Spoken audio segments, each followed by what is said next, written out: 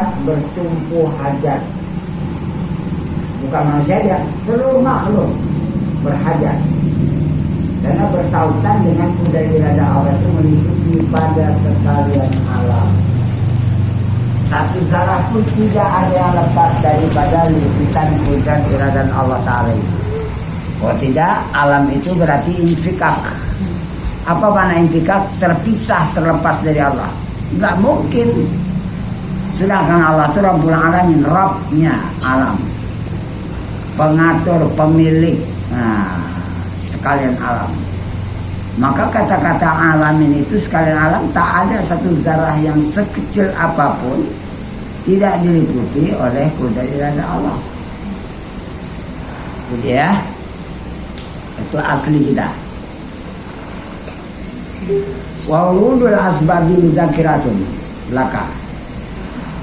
Dan datang segala sebab, dibuatnya kita kaya, apakah dibuatnya kita fakir, itu adalah memberi ingat bagimu pada yang tersembunyi atasmu daripada kehendakmu dalam hal lalaimu. Aku rupanya gara-gara kaya lupa sama Allah. Aku gara-gara fakir sibuk dengan fakirku, kerja aja nggak ingat aku sama Allah. Padahal aku setiap detik berhajat, setiap detik perlu. Jadi segala sesuatu yang datang kepada kita, pada hakikatnya itu adalah memperingati, mengingatkan supaya kita ini terus bertaut kepada Allah. Kenapa begitu? Sebab mungkin kita belum sampai kepada tingkat tawakal yang sebenarnya. Kalau kita sudah sampai kepada tawakal sebenarnya, kita nggak ada urusan dengan diri kita lagi. Setiap detik diri kita itu diurus oleh kudrat iradat Allah, dan kita nggak nengok diri kita lagi, tidak lagi melihat kepada diri kita, nggak mau tahu kepada diri kita. Urusan diri kita itu dalam tadbir, dalam ikhtiar, dan dalam kehendak Allah. Ini tawakal zahir dan batin. Pertanyaannya, siapa yang bisa sampai kemari? Kecuali orang itu sudah sampai kepada tauhidul sifat, itu sekurang-kurangnya. Mengesahkan segala sifat Allah, yang Allah jadikan sifat itu pada diri kita, kita nggak ikut-ikutan lagi. Di mana awal perjalanan? Awal perjalanan itu kita keluar dari diri. Kembali lagi perkataan Ibnu Ruslan Adam Syiki, kullukum syirkun khafiyun wa la yazharu tauhiduhu illa kharaja min nafsi. Setiap kamu itu terus berada di dalam syirik khafi dan tak jelas, tak nyata tauhidnya, melainkan dia apabila sudah keluar dari dirinya. Keluar dari dirinya itu tawakal. Kalau dia sudah tawakal, wa may yatawakkal 'ala Allah fa huwa hasbuh. Siapa sudah menyerahkan dirinya, lepas dari rasa akunya, dia lepas, maka yang menjamin dirinya, yang di dalam perkiraan hati hamba, aku nggak tahu lagi itu, udah urusan Allah itu, nggak perlu lagi aku ingat-ingat, nggak perlu lagi ngatur-ngatur. Itu yang paling bagus mengatur itu adalah Allah sendiri. Pertanyaannya, siapa yang bisa sampai macam ini orangnya? Kalau nggak belum matang dalam memakai mutu qobla antamu itu belum bisa. Matikan diri kamu sebelum kau mati, baru bisa macam ini. Jadi berarti kita ini yang kurang. Kita renungkan umur kita sekian puluh tahun, di mana nilai bertuhannya aku setiap hari? Berapa menit lah, berapa jam lah yang dikatakan aku diatur Tuhanku, atau aku mengatur diriku? Kebanyakan barangkali aku ngatur diriku. Tatkala aku ngatur diriku, bagaimana posisiku? Syirik khafi. Tuhannya mana? Enggak ada. Terhijab oleh rasamu mengatur dirimu. Rasamu, rasa aku itu nafsu. Berarti yang menguasai kita, diri kita itu adalah nafsu.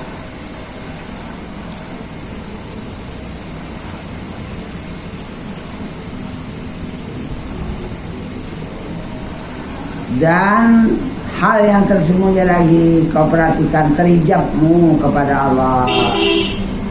Karena bahwasanya orang yang terhijab itu, orang yang terhijab akan dia hak ta'ala itu terhijab daripada melihat wujudnya yang hakiki dengan wasitah, dengan perantaraan karena memandangnya wujudnya yang majazi.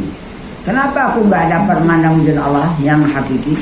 Sebab aku masih terpandang kepada rasa aku berwujud. Padahal rasa aku berwujud itu majaz, bukan asal asli. Mana bukan asal asli? Ini wujudku ini saripati tanah. Kalau ruh yang datang dari Allah itu masuk ke badan, diambil kembali, maka wujudku ini akan pulang lagi ke tanah. Ruh yang diperkenalkan oleh Allah mengenal Tuhan, kudrat iradat ilmu hayat sama basar kalam itu telah diperkenalkan, terbawa pengenalan itu oleh ruh yang tidak bisa lepas lagi masuk ruh, maka disitulah dijahilkan oleh Allah sifat ketuhanan karena yang membawanya ruh. Pengenalan ruhnya itulah apabila ruh sudah keluar, maka tinggallah semata-mata jasad saripati tanah, tidak ada kudrat iradat ilmu hayat sama basar, pulang kepada hakikatnya yaitu umumnya Allah. Maka badan kita yang dikatakan wujud majaz, bukan wujud sebenarnya. Kau nanti akan masuk ke tanah habis. Itu ucapanmu yang kau ucapkan pada lidah ini, kalau udah masuk ke tanah nggak ada ucapannya pada lidahmu. Itu melihat mata itu kejaran sifat basar. Apabila sifat basar itu udah keluar daripada matamu, nggak ada diliputkan lagi, matamu nggak bisa nengok apa-apa. Berarti majaz. Bukan hakikat. Tapi karena manusia itu kebanyakan tidak mengenal mana yang Allah yang hakiki, mana aku, mana alam yang majazi, tak dapat dia membedakan.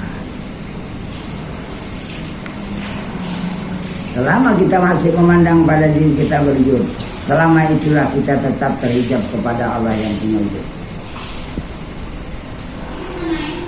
Maka adalah demikian itu menjadi dalil, menjadi tunjukkan atas jauhnya engkau daripada Tuhan. Oh, selama aku memandang aku punya wujud, berarti itu menunjukkan aku sudah menjauh dari Tuhan. Walaupun aku sholat, walaupun baca Quran, walaupun berzikir, iya kau berzikir itu rasa kau berzikir, iya kau masih jauh pada Tuhan. Walaupun lidahmu mengatakan la ilaha illallah, la ilaha illallah, tapi batinmu masih jauh pada Tuhan. Ini kalau nggak dikaji oleh orang awam, ya sampai mati dia nggak tahu. Sampai mati dia jauh. Subuh wirid juga, malam Jumat wirid juga. Mana Tuhannya yang kau wiridkan itu? Ilmunya kurang, jalan ke sana nggak dipelajari, rasa akunya tetap menguasai diri, ya nggak bisa.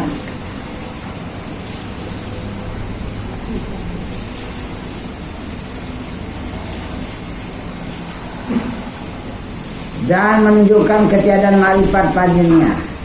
Tak usah kau kenal Allah, kau kenal hakikat dirimu aja belum bisa.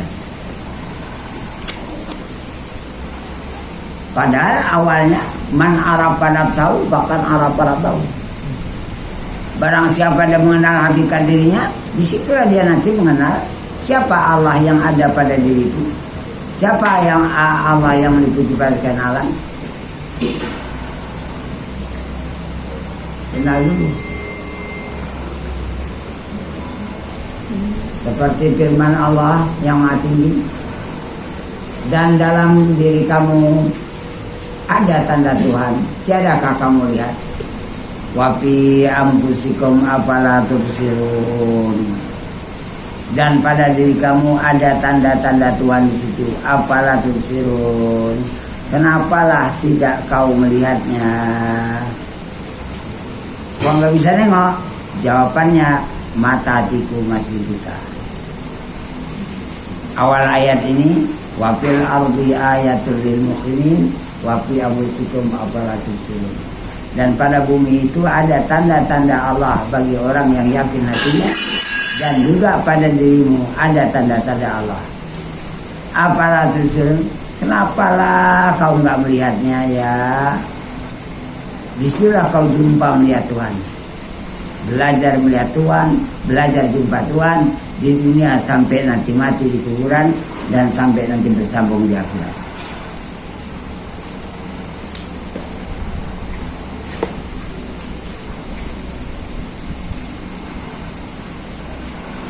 Dan sabda Nabi alaihissalam, barang siapa mengenal dirinya maka mengenal dia akan Tuhannya. Artinya barang siapa mengenal dalil maka dia mengenal badul. Alam dan diri kita ini dalil, tunjukkan. Kalau dah kita mengenal tunjukkan, maka kita akan mengenal yang ditunjuk oleh tunjukkan. Sedangkan mau jalan-jalan kemana-mana aja ada tunjukkan. Di sana ada garis panah, Medan, Tembung, Binjai, ada tunjukkan. Di tol itu ada tunjukkan.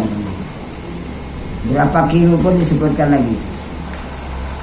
Tunjukkan itu menunjukkan kepada ditunjuk supaya sampai. Jadi alam dan diri kita itu tunjukkan untuk menyampaikan kepada yang ditunjuk oleh dalil. Namanya madlul. Ngarannya madlul.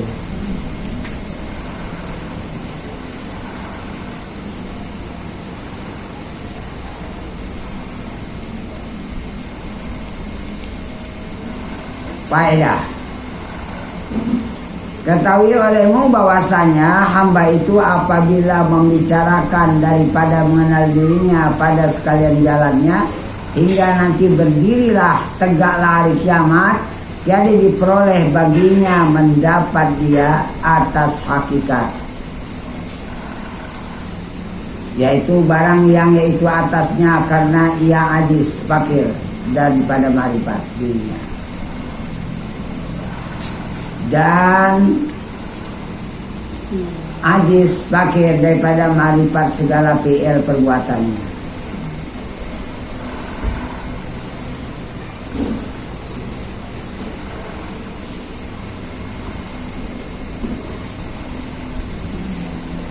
Dan daripada ajiz pada menilik baginya sifat, baginya manfaat atau mudarat,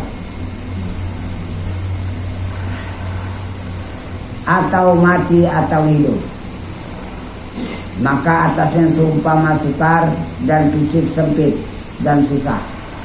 Dan barang yang serupa demikian itu, yaitu memberi ingat akan dia dan mengembalikan dia kepada Tuhannya, dan diketahuinya dirinya dan barang yang tersembunyi atasnya daripada wujud yang dikendakinya yang sejatinya baginya.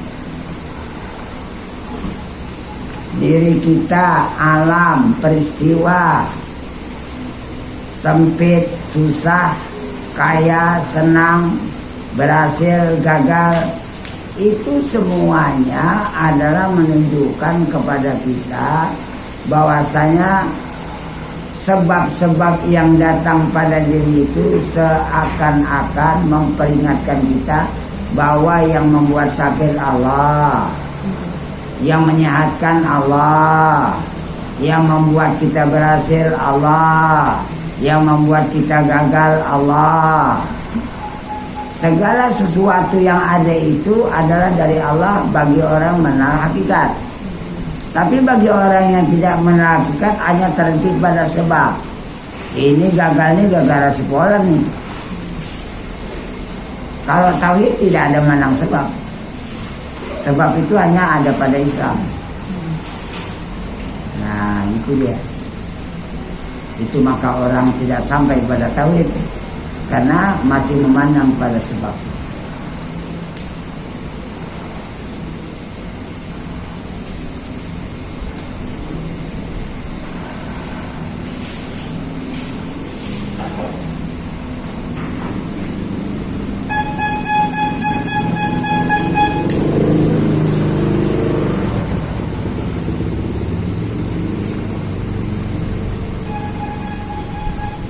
wal faqatu ya kan? Wal faqatu laka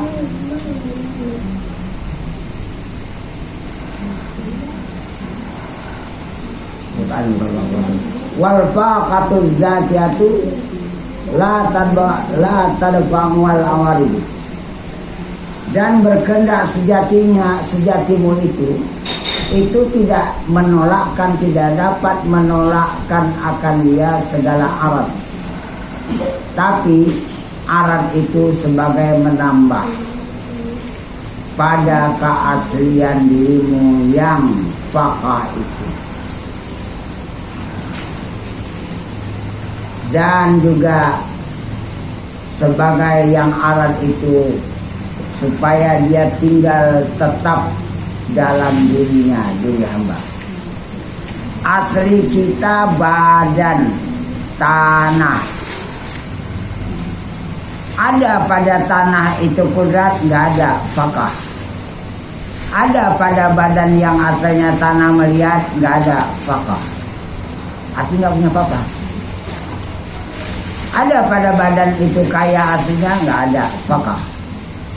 Ada pada badan itu roh, nggak ada, itu faqah. Sampai segala sesuatu yang menyempurnakan di dalam hidup badan itu datangnya arad itu hal yang mendatang. Itu ada sebagai tambahan bagi badan, bukan sifat badan asli. Asliku hanya saripati tanah, ditambah roh menjadi tambahan. Apa tambahannya? Supaya badanku hidup dengan kedatangan roh. Tatkala roh datang tambahan lagi. Roh membawa rahasia ketuhanan, dan iradat ilmu hayat sama basar kalam ada diterima oleh roh. Roh masuk dalam badan, maka badan pun terjahirlah sifat-sifat ketuhanan ini. Dah jadi manusia. Kemudian apa lagi yang datang pada badan? Lapar. Datang diberikan oleh Allah rezeki tambahan untuk bisa bertahan hidup. Begitulah segala yang datang pada ini sebagai tambahan untuk supaya berdiam pada diri untuk bisa bertahan. Kalau iman supaya diri ini semakin bagus. Kalau taat itu tambahan juga supaya diri ini menunjukkan dia itu patuh terhadap perintah. Itu mendatang. Sifat asli kita cuma tanah, tidak ada apa-apa. Dan apabila telah kau ketahui bahwasanya zatmu dirimu itu mustamil, meliputi atas fakir, meliputi atas ajis lemah, meliputi atas naksun bersifat kurang. Badanku ini dia bersifat kurang, semakin menurun. Dulu kuat, sekarang mulai lemah. Mataku dulu kuat, nengoknya sekarang udah mulai kabur. Nah, ujungnya umurku pun per hari semakin kurang. Lama-lama habis. Kalau udah habis, datang masa baru lagi. Arad lagi, mana? Kematian. Badan lagi. Dan didatangkan bagimu arad daripada pihak adu geraja. Didatangkan melihat, tahu, mendengar arad. Didatangkan kaya, didatangkan punya ini, punya itu karunia. Didatangkan taat pada badanmu, karunia. Didatangkan taufik dalam melaksanakan ibadah, itu karunia. Itu anugerah. Dan didatangkan padamu nikmat. Dengan nikmat dan anugerah ini mewajibkan, membawa secara pasti bagimu ada kudrat, ada iradat, ada ilmu, ada ridha kaya, atau sifat yang menyerupai dengan sifat kamalat kesempurnaannya Tuhan. Maka dirikan, maka laksanakan olehmu akan syukur nikmat ini. Dan jangan engkau mendakwa barang yang tiada padanya. Jangan kau dakwa, ini kekuatanku, ini ilmuku, ini penglihatku. Itu mendakwa, menganggap yang Allah punya sebagai kita punya. Itulah yang dikatakan syirik. Supaya dia jangan mendakwa itu dia punya, maka wajib keluar. Menurut apa tadi? Habis waktu azan. Azan. Ya, coba sampai sekali ya, sampai ikutin.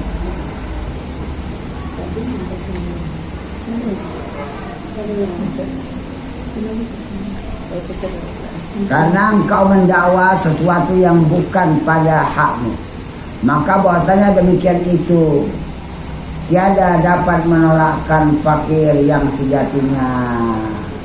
Walaupun kau anggap ini kau punya, melihat kau punya, melihat mendengar kau punya, kemampuan berbuat kau punya, walaupun kau dakwa itu kau punya, tetap juga tidak menghilangkan asli mufakah. Tetap kau berhajat juga kepada Allah. Karena yang kau sangka itu kau punya itu akan dicabut.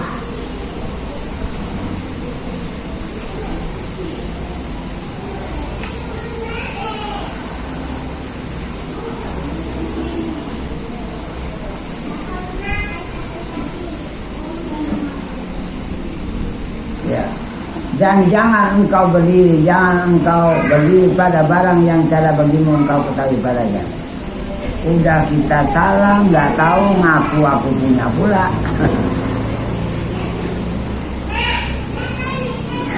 Maka barang siapa sesat dalam yang dicarinya, yang dituntutnya bagi ma'rifat Tuhannya, siapa yang sesat di dalam jalan untuk mengenal Allah dan untuk mengenal dirinya, maka bahwasanya jatuhlah ia dalam sesat ternyata. Dan barang siapa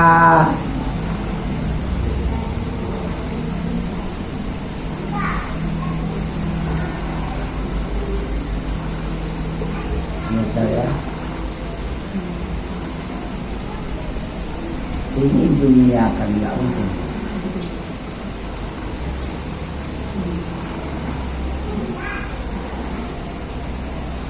Ini titiknya aja salah. Titiknya harus ke bawah. Ya, dibuka, tapi kapnya nggak ada satu lagi. Barang siapa dibukakan atas perbendaharaan ma'rifat, dibukakan rahasia perbendaharaan ma'rifat, maka bahwasanya ditunjuki kepada jalan hak yang sebenarnya. Itu kan dunia kan? Iya kan tulisannya. Dibukakan. Barang siapa yang dibukakan Allah atas perbendaharaan ma'rifat, dibukakan atas perbendaharaan yang ma'rifat, pengenalan kita kepada Allah, pengenalan kita pada hakikat kita, berarti itu Allah menunjuki kepada jalan hak, jalan kebenaran yang sebenarnya. Wallahu a'lam bishawab. Kita salah ya. Itu orang ngaji tuh. Ngaji. Belum salat ya kan.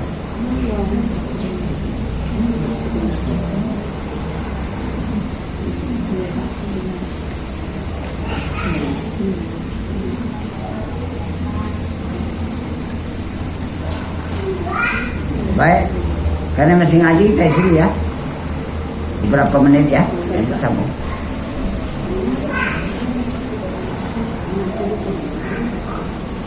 Khairu awqatika waktu tashhadu fihi wujuda faqatika. Ya. Warudda fihi ila wujudi zillatika. Sebaik-baik segala waktumu selama hidup yang kau gunakan itu adalah waktu yang engkau pandang di dalamnya, dalam waktu itu keadaan berkehendakmu kepada Tuhan. aku bertaut hajat, aku perlu, aku bersandar, aku tawakal, aku sedang dikuasai oleh kedaulatan Allah. Itulah waktu terbaik. Selama kita memandang kita sudah bersandar kepada Allah, dalam Allah memenuhi kepentingan badan jasad kita, maka itulah waktu terbaik. Kenapa terbaik? Sebab ada Allah, ada hamba.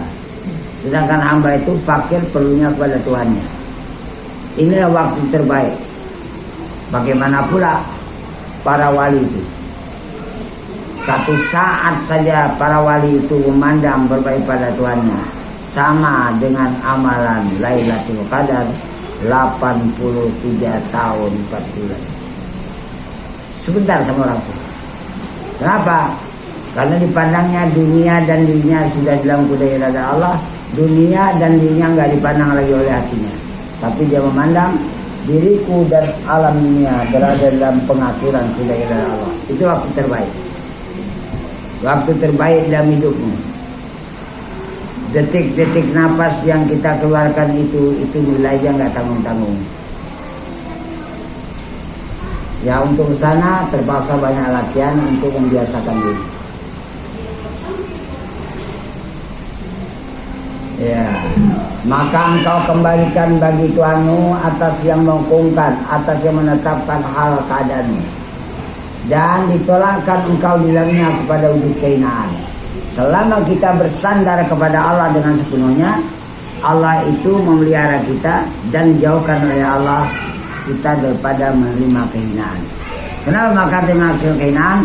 Sebab selain daripada Allah itu yang menguasai kita, berarti nafsu atau dunia atau setan atau sesuatu yang lain pada Allah.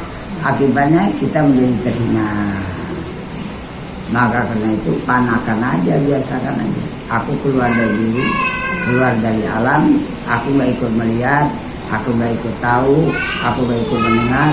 Yang atur alam, yang atur itu, ini adalah Allah. Alam dan diriku adalah sebagai kejahiran hak ketuhanan Allah.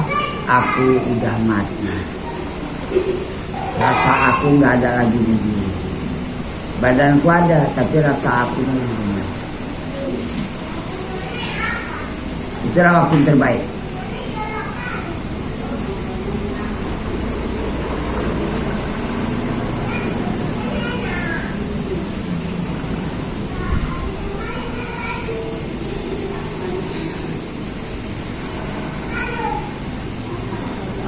Dan hanya saja ada sebaik-baik segala waktu bagimu itu bagi wujud udurmu dalamnya serta Tuhanmu. Hadir penggak hatimu beserta Allah, itu terbaik. Atau hatimu beserta dunia, atau hatimu beserta dirimu, atau hatimu beserta nafsu, itu terburuk. Kalau sama Allah hatimu, itu terbaik. Dan putus nazarmu dan putus pandanganmu daripada segala perantaraan, wasitah perantara. Bukan karena si A, bukan karena si B, bukan karena benda ini, bukan karena benda ini, putus. Nggak ada sebab-sebab itu yang membuat Allah langsung. Dan putus daripada segala sebab. Jangan terpandang pada sebab. Kalau kita terpandang kepada perantara atau sebab, ini mewajibkan, ini membawa secara pasti bagi jauhmu daripada Tuhanmu. Wallahu a'lam bishawab. Jadi kita jauh daripada Tuhan. Sudah ya. Terlalu.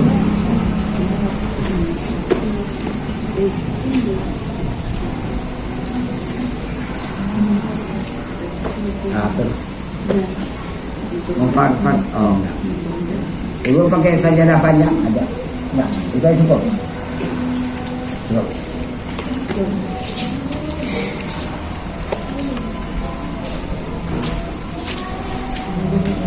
Kan dulu.